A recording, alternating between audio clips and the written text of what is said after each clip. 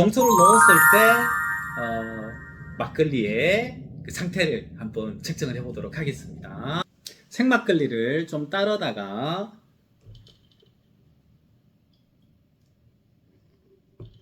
더 따를까요? 따르다가 당도를 먼저 측정을 해보겠습니다. 9브릭스 변함이 없어요. 그 종초를 넣었을 때랑 넣지 않았을 때 상태 큰 변화가 없고요. pH도 한번 볼까요? pH도 그렇게 큰 변화는 없습니다. 그러면 산도를 보겠습니다.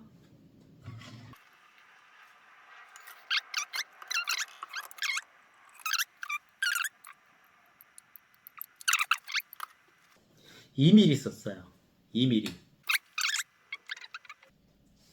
1.2도입니다. 종초를 넣기 전에는 0.36도였는데 종초 10%로 넣고 나니까 1.2도로 높아졌어요. 막걸리 측정이 끝났으니까 다시 발효시켜야 되니까 다시 따를게요.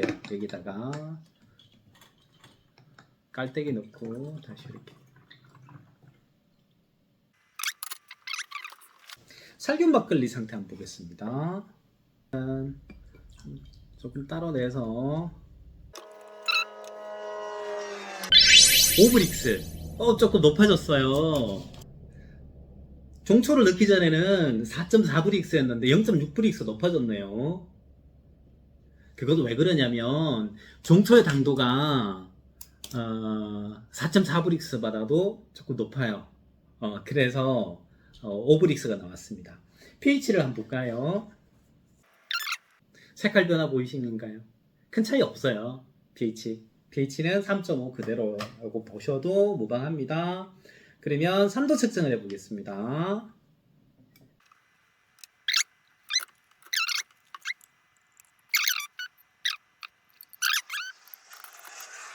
어, 2mm 썼어요. 2mm 썼으니까 0.6 1.2도. 살균 막걸리는 종초를 넣기 전에 0.24도였었는데 종초를 넣으니까 1.2도, 얘도 1도 정도 높아졌습니다. 이렇게 색 변화가 있는데 여기에서 이렇게 살균 막걸리랑 그리고 생막걸리 이렇게 색깔 변화가 있었잖아요. 그러면 이 색깔 변화가 있었는데 요거는 상가 연계 중화 반응, 다음 시간에 제가 중화 반응에 대해서는 다시 설명드리도록 하겠습니다.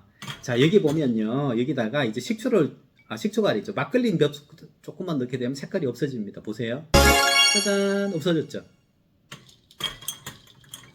여기도 마찬가지. 몇 방울 넣게 되면 짜잔, 없어집니다. 신기하죠? 요거는 다음 시간에 다시 산과 연기의 중화 반응, 산도 측정에 대해서는 다시 설명드릴 수 있도록 할 겁니다. 어떤 게 어떤 건지 잘 모르니까 종초 들어간 것은 종초라고 표시를 해줄게요. 종초 투입이라고 글씨를 썼어요. 종초 양은 보통 내가 만들고자 하는 막걸리 양의 10% 정도 쓰면 되거든요. 종초 150ml 20% 쓴 거죠. 종초 투입 썼습니다. 여기도 종초 투입.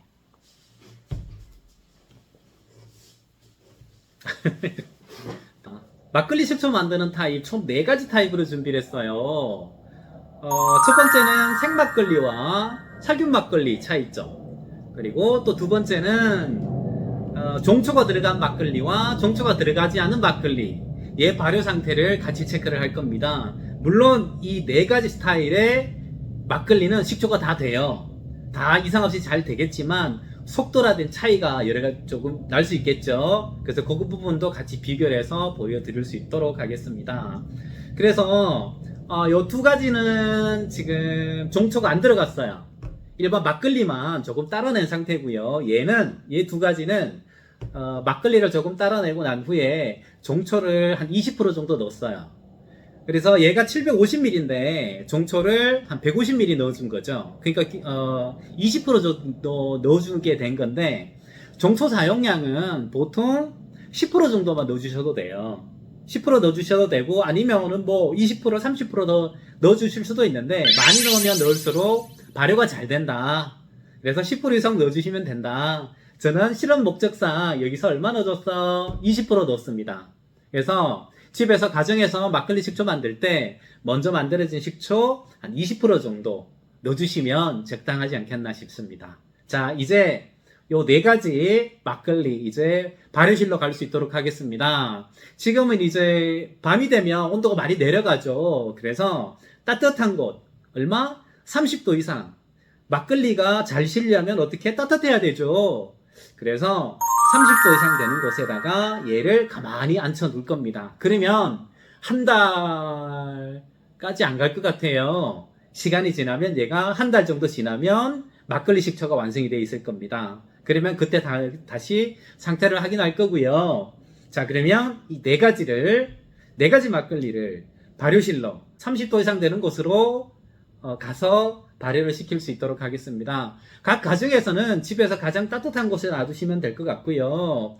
온도가 낮아지는 계절 같은 경우는 그 스티로폼 박스에다가 넣어서 아니면 밑에 전기 담요를 최저로 낮추시든지 아니면 뭐 핫팩이라든지 이런 거 이렇게 넣어주면서 온도를 30도 이상 맞춰주시면 될 것 싶습니다.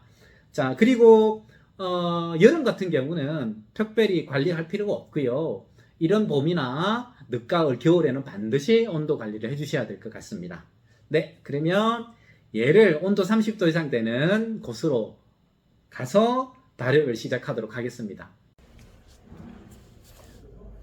자, 발효실에 왔습니다. 이 발효실에서 지금 이제 식초를 막걸리 식초 발효할 수 있도록 하겠습니다. 이 발효실은요 따뜻해요. 지금 보시면 항아리마다 지금 이불을 씌워놨죠. 바닥에는 보일러가 온도가 들어옵니다. 온도가 들어오고 있는 상태고요. 지금 발효실 상태는 자, 쭉 둘러볼게요. 한여름에도 이 발효실은 보일러를 켜고 이불을 씌워 놓고 있어요. 지금 온도를 보면 조금 온도가 다 다르죠. 바닥 난방, 그리고 A단지, B단지, C단지, D단지. 이거는 온도 센스 위치에 따라서 조금 온도 표시가 다르게 되어 있는데 전체적으로 온도가 30도 이상 따뜻한 곳입니다. 자, 그리고 이 막걸리를 어떻게 따뜻한 곳 이불 속에다가 넣어서 발효를 시킬 수 있도록 하겠습니다.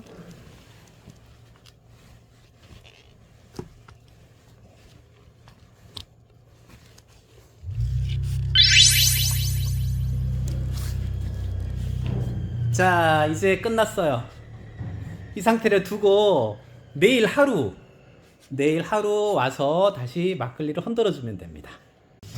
자, 이제 발효를 한 지가 하루가 지났습니다. 이제 막걸리를 한번 흔들어 주도록 하겠습니다. 초산 발효실이라고 있죠. 네, 한번 들어가 보겠습니다. 네, 어제 보셨던 그 발효실입니다. 이 발효실에서 어제 넣어두었던 막걸리 잘 있네요. 자, 얘들을 이렇게 한번 흔들어 주겠습니다. 착착착착착 흔들어 주고요. 그리고 종차가 들어가 있는 얘네들도 샥샥샥 싹싹싹싹 흔들어 줍니다. 자, 이렇게 한번 흔들어 줬어요. 네, 그리고 다시 놔둡니다.